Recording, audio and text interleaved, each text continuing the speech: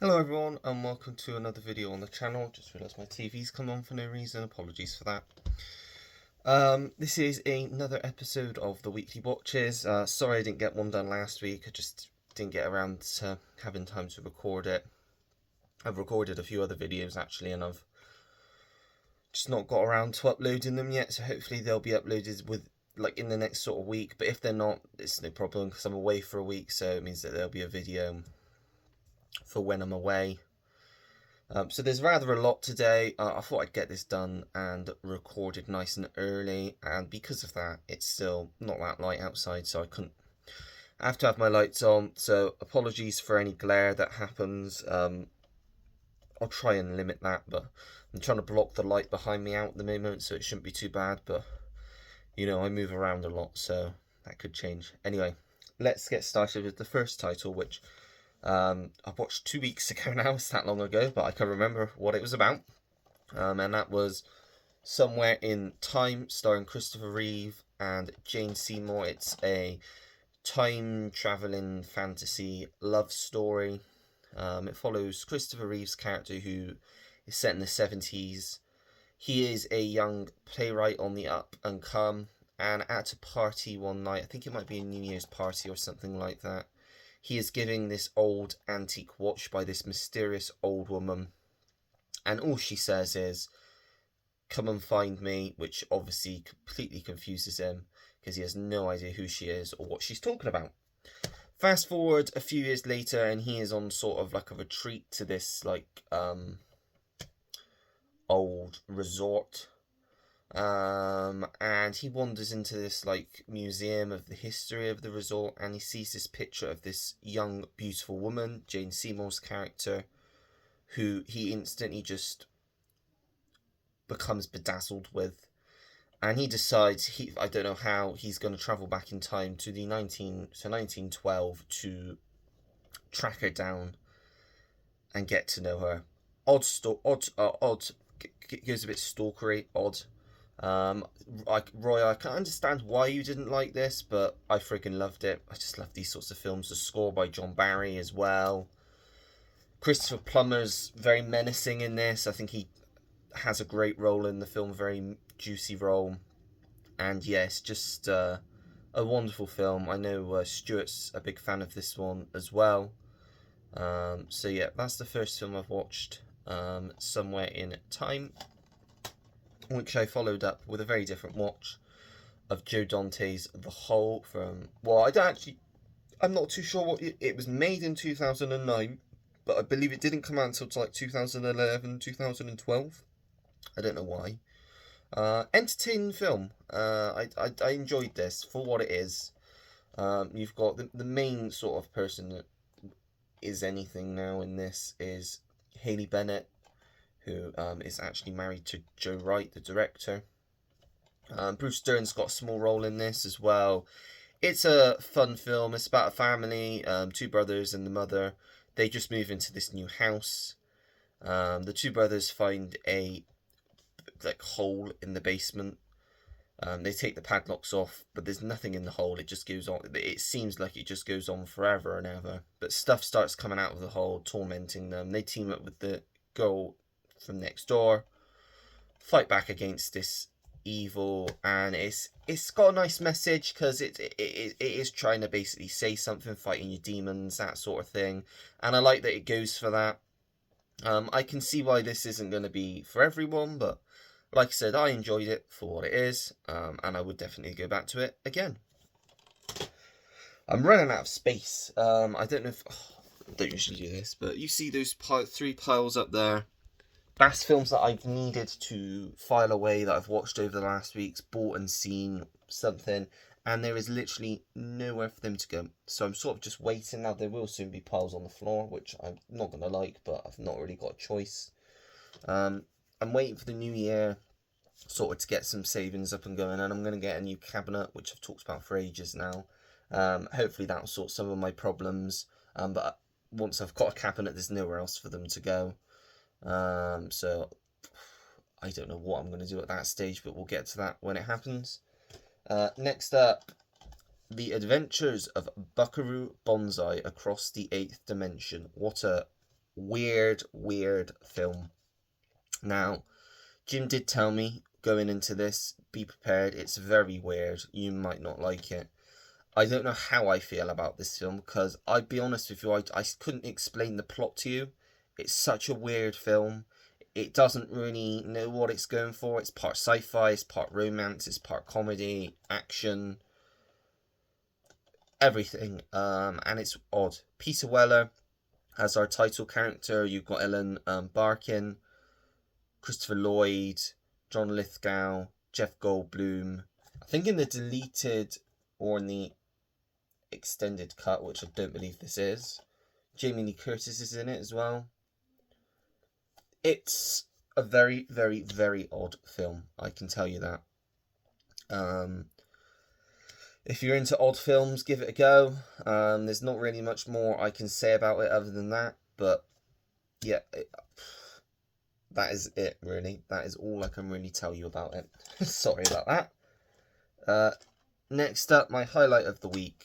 I've spoken about this on the stream before already last week. The Last American Virgin. Someone very kindly sent this to me. I still have no idea who sent it to me because there was no note in it. Nobody's come forward and said that they sent it to me. So I'm still none the wiser as to who has sent this one to me. But if you're watching this, I really do thank you for sending it to me because I had a lot of fun with this film. It's not your typical 80s teen sex comedy. It's much more than that. And I think because of the ending, it's what makes it sticks. And I was thinking about it quite a bit afterwards. I've been listening to the soundtrack quite a lot. So I think that proves that the film's done its job well. It's not outside of the shock ending and the good soundtrack. There's not much to it. It's not got a great cast. It's not like super funny. It's your typical teen sex comedy from the 80s. But because of the soundtrack that it's got to it, because of that ending, it just really works for me. I know this is one that Andy's a big fan of as well. We had a nice discussion about it on Monday night on the live stream. I'll definitely be going back to it again, just because, yeah, the ending really pisses me off. If you've seen it, let me know how you feel about this film, because be interested to hear others' thoughts. We then followed that up with an annual watch of Planes, Trains and Automobiles, which I did watch on Thanksgiving evening. Obviously that was like a long time ago now, over a week ago. But yeah, I watch this every year. I only discovered it 2 years ago, but I've just absolutely fell in love with it as soon as I watched it. Just the chemistry between Steve Martin and John Candy. John Candy is just, he's a treasure. He was a treasure. John Hughes, I don't know if it's controversial to say, but I think this is his best film. This is definitely my favourite John Hughes film. It's got so many memorable lines. Just, it's so funny. Whether it's Steve Martin trying to get the car with the woman on the phone. I'm not gonna, because it's fucking this and fucking that. There you go. I gave you a little bit. But yeah, it's just a wonderful film. If you've not seen it, I highly recommend you to watch it because I don't think you'd be disappointed. I then follow that with another Thanksgiving watch of The Ice Storm, which I've only just picked up, and I realise now I recorded like a pickups deliveries video yesterday and I didn't include this because I watched it and it sat in the watch pile and I've just forgot to talk about it. Brilliant Thanksgiving drama set in the 70s, starring Kevin Kline, Joan Allen, Sigourney Weaver, Tobey Maguire, Elijah Wood, Christina Ricci, Henry Czerny. I think I've gone over most of them. About two families who live quite close to each other during Thanksgiving. It's icy, it's cold, and it's how they like the dysfunctionality of it all, and the fact that the both families are trying to get out of each other, and there's adultery and experimentation sexually. It's a very interesting watch. It's not one that I would go back to that often, but it is one I am glad to have in the collection because it was an interesting watch. Definitely, yeah, that's The Ice Storm. I then watched Laws of Attraction, which could actually be the worst film of the week. Yes, the worst film of the week. It's not great. I'd not heard good things about this going in. It's got two of my favourites in there. It'd been sat on the pile to watch for a while, so I thought I'd just give it a go and see what happens. It's not great. It's about two high-flying attorneys in New York. They're divorce attorneys fighting each other. They're on this big case with this rock star and his wife. They're trying to get divorced. They're obviously both on different sides. They end up having a one-night stand. Wake up to find that they've been married in Ireland. Have to try and make things work out. Blah blah blah blah. Not very funny. Not much memorable in this. It's been a while since I watched this. Can't tell you much more about it. Meh. Very meh film. Then I watched Pieces of April, another Thanksgiving film, which I can thank Kenny for recommending a while back now. Yeah, very pleasant film, not too long, about a young girl named April, played by Katie Holmes. She lives in an apartment with her boyfriend in New York, and her family is coming for Thanksgiving. She doesn't really get on with her family. Parents played by Oliver Platt and Patricia Clarkson, and the two siblings are played by Alison Pill and what's his name? John Gallagher. Yeah, John Gallagher. Who actually, weirdly enough, would later go on to play love interests in my favourite television series of all time, The Newsroom. Fun little trivia fact for you there. And it has also got Sean Hayes has got a small role in it as well. But Grandma from Happy Gilmore, I don't remember the actress's name, is Alice something, I want to say. She's in it, she plays the grandmother in this. It's a bit loopy. And it's partly obviously them on the road to her apartment and her trying to scramble together this Thanksgiving dinner for them. Yeah, pleasant film, like I said. Good cast, interesting story, not too long. Yeah, just a pleasant watch. I would recommend, if you like an easy sort of Thanksgiving watch, I'd recommend checking this one out. And the last Thanksgiving title I watched of the week, which starts at Thanksgiving, becomes a Christmas film, so it's a good time to sort of watch it. The Oranges, again Oliver Platt in this one, Hugh Laurie, Catherine Keener, Alison Janney, Leighton Meester, Adam Brody. They're actually married in real life. I'm guessing maybe they met on this, I don't know.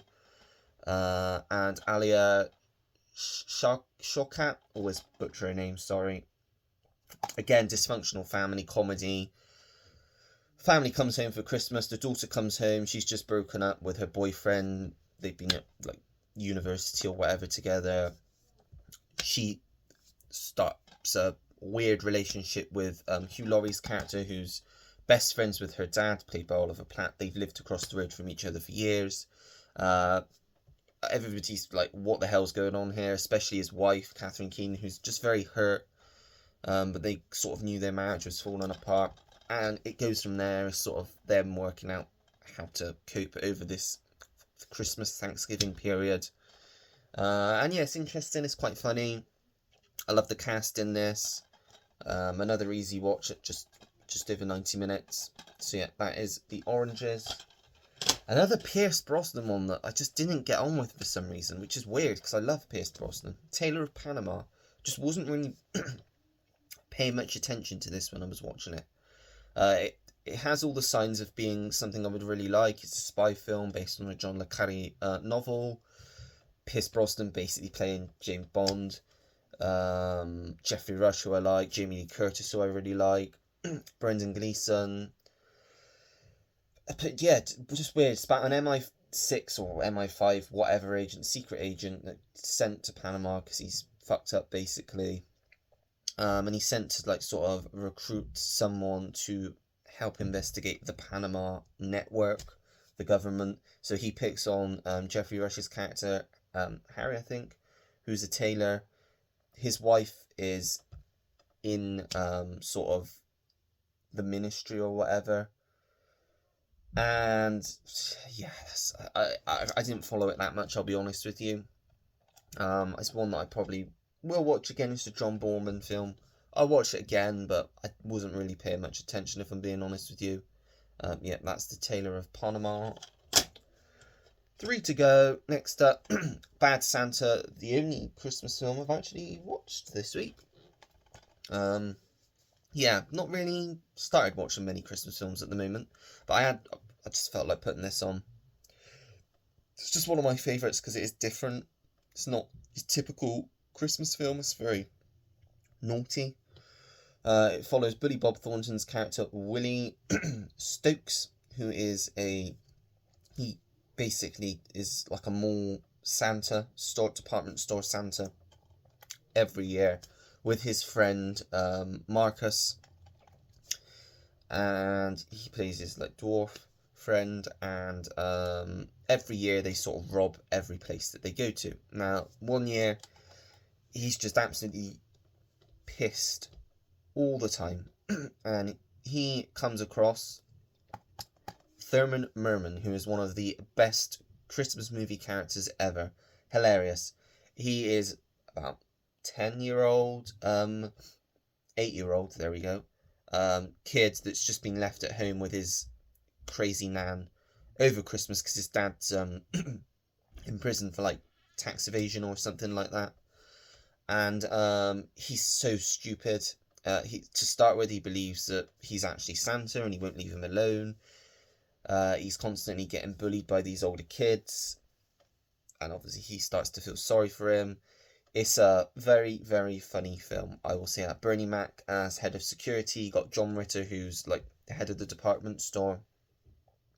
Very funny film. If you've not managed somehow not to watch this one yet, give it a go. Another fantastic watch this week for me, Stephen King's Silver Bullet. Gary Busey, Corey Haim, Everett McGill, the werewolf film set in a small town. I did talk about this one in my pickups. I love this film. Really easy watch. Yeah, I just wholeheartedly recommend it if you like a vampire. Why do I keep saying vampire? Werewolf flick. Very entertaining on this one. And finally, I watched 1408, which I really liked. Got a very good atmospheric feeling to it, all set basically for the majority of the film in this one hotel room. John Cusack's like this paranormal writer, but he's very skeptical. He's invited to stay in room 1408. The manager tries talking him out of it, Samuel L. Jackson's character, but he's adamant he's going in, and then things start going wrong for him. Yeah, really creepy. Quite a few good effective jump scares in there as well. Yeah, one that I really enjoyed. So there we go, bit of a speed run towards the end, but that's everything I've sort of watched in the last 2 weeks. As I mentioned in my haul video, which you wouldn't have seen yet anyway, I'm away from Friday until the following Saturday, so I won't be doing any weekly watches next week, and I'd imagine the week after there won't be any because I've been away, so I won't have watched anything physically, but I'll have a few videos hopefully that'll be able to go up whilst I'm away. Although I've not actually uploaded one for a while now, so I'll try and get this uploaded now. But the live stream is on tomorrow as usual at 7 PM. I should be joined by Kenny, who I believe is feeling a bit better now. I think Jim possibly will be joining this week. Maybe Andy, I've got to ask though. But whoever joins, it'll be nice to have a chat with them, and it'd be nice for you guys to come along, give us a comment, give us a question. Always nice interacting with you guys in the comments if you get the chance. And yeah, that is it. So let me know your thoughts on any of the films I've watched over the last 2 weeks in the comments below. Good, bad, highlights, whatever. If you like the video, make sure to give it a thumbs up. Subscribe if you want to see more videos like this. Turn your notification bell on so you know when I have a new video uploaded to the channel. Comment down below anything and everything. As you know, I always take the time to get back to anyone that leaves me a comment, because I really do appreciate it. And that is it. So until next time, everyone, take care. Goodbye.